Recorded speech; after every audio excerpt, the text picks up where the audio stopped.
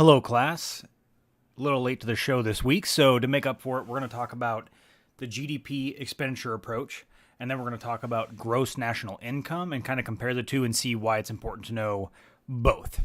So we're going to get started right away with GDP using the expenditure approach, and that is, I'm sure as everybody in class knows at this point, Y equals C plus I plus G plus, in parentheses, X minus M, otherwise known as net exports.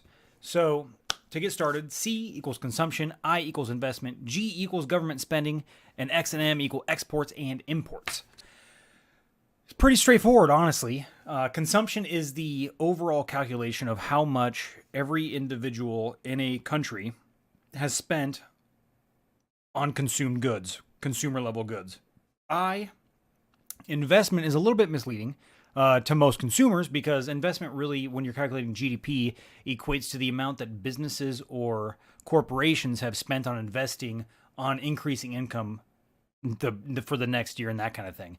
So it's more along the lines of a refrigerator for a business that produces something that needs items that are refrigerated, so they're able to increase their capacity. It's also building a new factory, building a new warehouse, buying new trucks for shipping, that kind of thing. Not buying stocks and shares within companies or other investments that are similar. Government spending, that's any kind of government spending, public servants, and mainly, at least from the U.S. standpoint, military. Exports, that's everything that we produce here that we ship out. Imports, everything that's not produced in a country and brought in. So exports minus imports equals net exports, and you add that into the calculation. That compared to national income, and what is the difference? Well, national income is your net domestic product plus your net foreign factor income. And really, to break that down and make it a little bit simpler, what your national income is essentially calculating is not only your GDP within the borders of your country, but how much you're also producing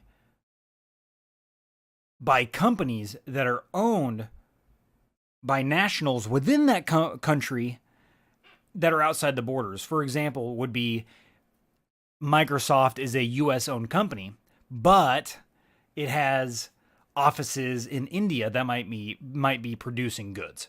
So that the offices in India for GDP wouldn't be calculated. However, for GNI, the gross national income, it would be, and vice versa. So if a company is working in the United States but is owned by a Mexican national, then that would count for GDP because it's within the U.S. borders, but it does not count for the GNI because that money is owned by somebody outside of the United States.